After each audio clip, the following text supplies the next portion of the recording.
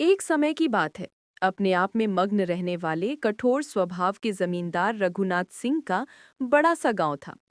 उनके खेत खलिहान दूर दूर तक फैले हुए थे और गांव के लोग उनसे डरते थे क्योंकि वे बहुत कम किसी की मदद करते थे।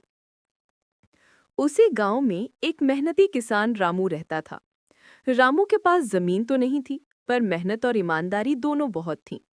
वह अपने परिवार का पेट पालने के लिए रोज रघुनाथ सिंह की जमीन पर काम करता था। एक दिन अचानक तेज आंधी और बारिश आई। हवा इतनी तेज थी कि कई कच्चे मकान गिर गए। रामू का छोटा सा घर भी टूट गया। रात भर रामू अपने परिवार को लेकर किसी तरह एक पेड़ के नीचे बैठा रहा। अगली सुबह रामू हिम्मत करके जमींदार के दरवाजे पहुंचा। उसने विनम्रता से कहा, मालिक, मेरा घर गिर गया है।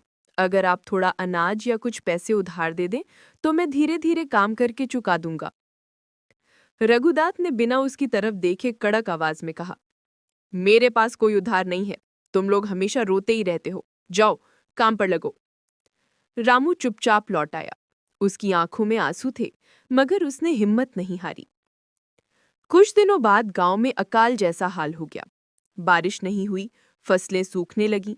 जमींदार को समझ आ गया कि अगर फसल नहीं हुई तो उसका भी बड़ा नुकसान होगा। वह चिंता में डूब गया। इसी बीच उसने देखा कि रामू अपनी आधी बची खुची फसल भी गांव के उन परिवारों में बांट रहा था जिनके पास खाने को कुछ नहीं था। यह देखकर जमींदार चकित हो गया।